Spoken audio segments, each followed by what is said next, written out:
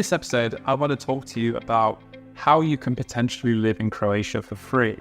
Now, this isn't going to be accessible for everyone, but it could be something to think about if you were in this situation. Now, if you are a homeowner in, let's say, USA, Australia, Canada, UK, and you wanted to move to Croatia, let's say you weren't 100% sure whether it was going to be the right decision or not. Now, here's a way that you could potentially live here for free in order to experience the country more and know if you're making the right decision. This could even be a decision that you do in the long term and maybe not even have to get a job in the end. Now, the thought behind this is if you live in one of these countries, could be any country really, but you have a house that you've got, you can always put it on rent. So you put your house on rent, and let's say for the sake of it, you get $2,000 in rent for your house in the country that you are. So you're getting $2,000 in rent.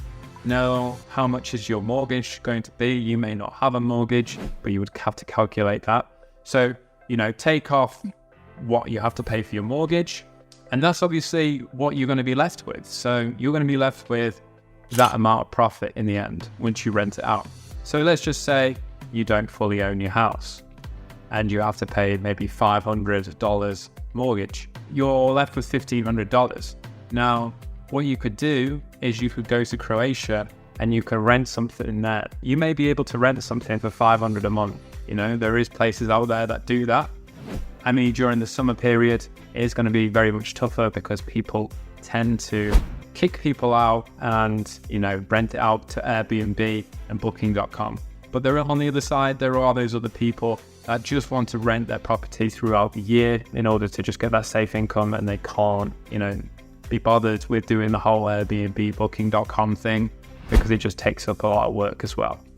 So what you could do is, you could find, somewhere to rent for a small amount of money. Maybe you could even move into the village and get a bigger house and have more value for money in an area near the city that you want to select. So say you want to live maybe in Zadar, for instance, you would find somewhere in the nearby vicinity of Zadar that you could rent and rent a place there. So let's say that's $500 a month, maybe plus your bills, of maybe $200 a month. That would equal to be about $1,200 a month that you lose out of that $2,000.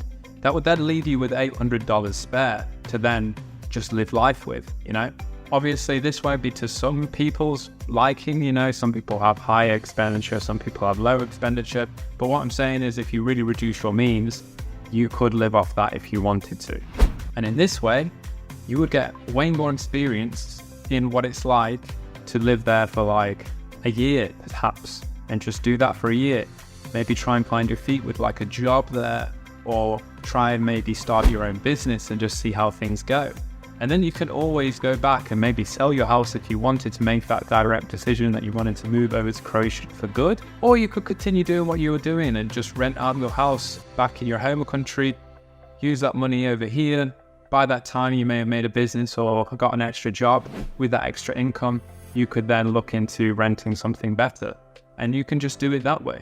So this video is just basically just to try and open your eyes up to maybe a bit more opportunity that may be presented to you without you thinking about it. If you enjoyed the video, please press like, please subscribe to my content, and I'll see you on the next one.